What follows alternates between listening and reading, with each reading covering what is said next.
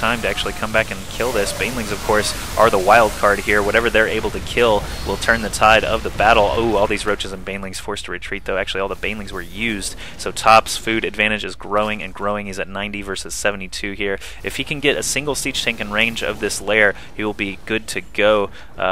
Looks like he is still just being super, super cautious. Now moving in the Marines in front of the tanks so that they can splash whatever comes to kill off these Marines. This Queen is going to go down to stemmed Marines, most likely. Oh no, the Lings come in. Some of them died to tank fire, but all those Marines are forfeit. The positioning there, not as good as it could have been for Top.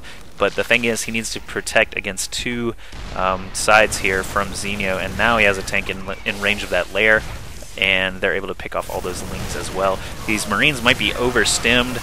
Tank Splash can easily kill Marines in the red, not to mention all these Roaches, Banelings, and Lings coming from Zenio. So yeah, more Marines just being killed, acting as sort of fodder here. Ooh, Baneling kills 2 Marines right there. Baneling speed has been finished.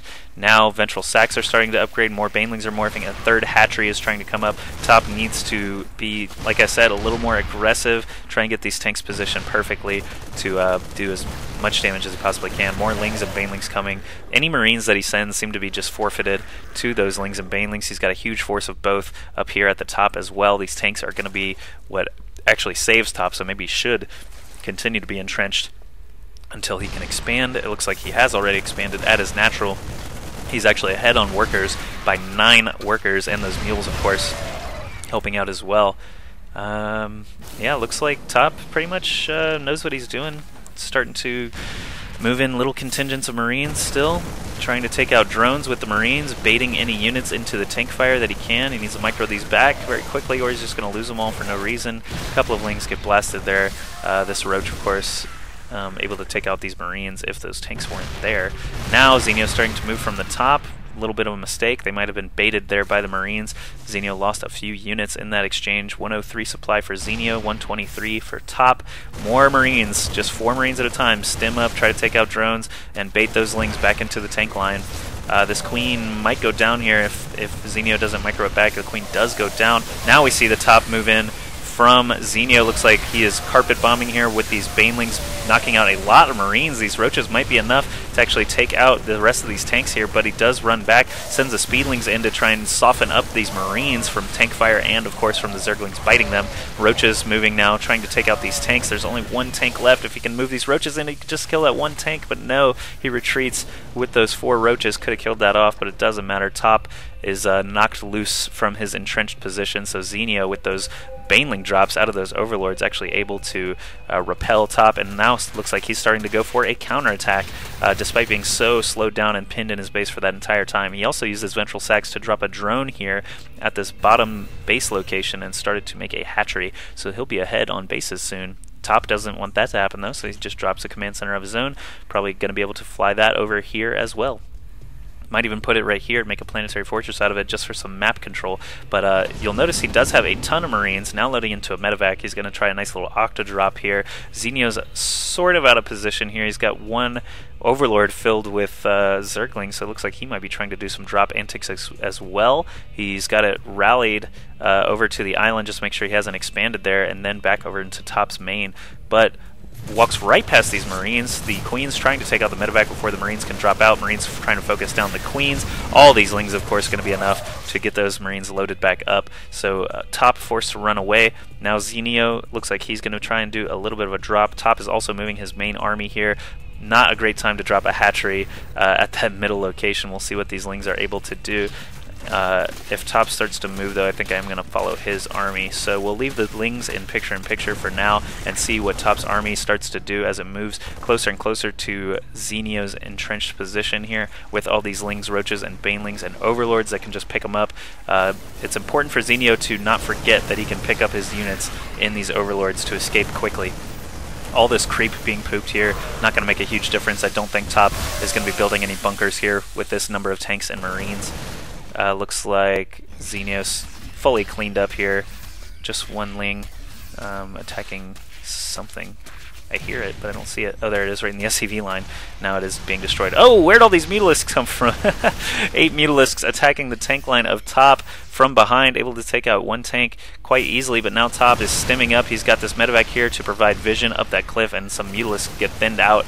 Not the best control out of Zenio, but now Zenio moves with the rest of his roaches, banelings, and everything else coming to attack the rest of these Marines. All the tanks are down. These two medevacs not going to be able to keep up. The Mutalisks do go down, but the roaches are going to finish off the rest of these Marines. So Zenio once again defending his position here. And what is going on over here? We've got a small contingent of Marines taking out these destructible debris. Soon he'll be at this base of Zenio. I don't think Zenio can even see this right now, but another big battle clashing here. We'll see what those Marines are able to do. Top just again moving forward with his Marines and tanks. Now it looks like his small contingent from earlier, those 6 Marines, are going to try and take out some drones. Good job by Zenio lifting those up, but this hatchery is basically forfeit unless he builds some Ultralisks out of these larvae, which of course he can't because he doesn't have a hive. But if you look at the production tab right now, Zenio's building nothing at all, and Top is getting a planetary fortress, tanks, and Marines. Now there's another hatchery coming down at the gold base. As soon as this one goes down, a new one sprouts up at the gold. And that Overlord is still there for Zenio after that mildly amusing Zergling drop. Zenio tries to move into this tank line, of course gets blasted and is forced to retreat. Not that many Mutalisks left in the air anymore. Zenio's building primarily Zerglings right now to protect against Tank Marine. Interesting choice. He must be a little bit strapped for cash. I would imagine he's been pressured this entire game. Yeah, he is mineral blocked essentially. Now all these Mutas attacking. Lots of Roaches and Banelings down here though. I'll keep the Mutas in the picture. And yeah, looks like Top's going to be pursuing these roaches, killing off all these lings as they arrive. Tanks actually do a higher damage per second unsieged than they do sieged. Of course, they don't have splash damage though, so if you're just rolling up, you might as well keep them unsieged. Looks like those Mutalisks are now gone, and they're flying, joining what little remains of Zenio's main army. These Mutalisks are going to be able to kill off this medevac. Probably no, they're warded away by these combat shield Marines. Let's take Top's vision real quick and see. No, he does not know about this high yield base. Could be interesting if that comes back to bite him in the butt later on. It's 150 supply against 88 though, so as long as Top manages to keep his forces alive, he does a good spread against those Banelings. Marines, tons of Marines able to ward off these Mutalisks. Tank fire, of course, always very nice to have. Is he going to move right into the main? No. Yes he is.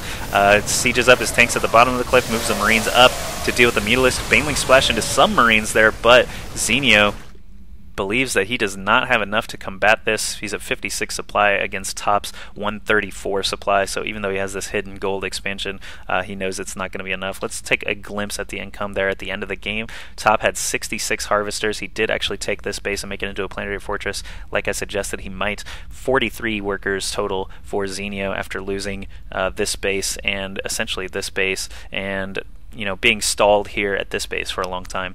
So Top doing some good harassment tactics, staying aggressive throughout the game, actually ends up taking the game, and it was well played by both players. But that was Game 4 in this Best of 5 series. Now the series is tied up 2-2, so we're going to go into a Game 5 where whoever wins will move into the finals of the Kaspersky StarCraft 2 New Year's Invitational. Let's go take a look.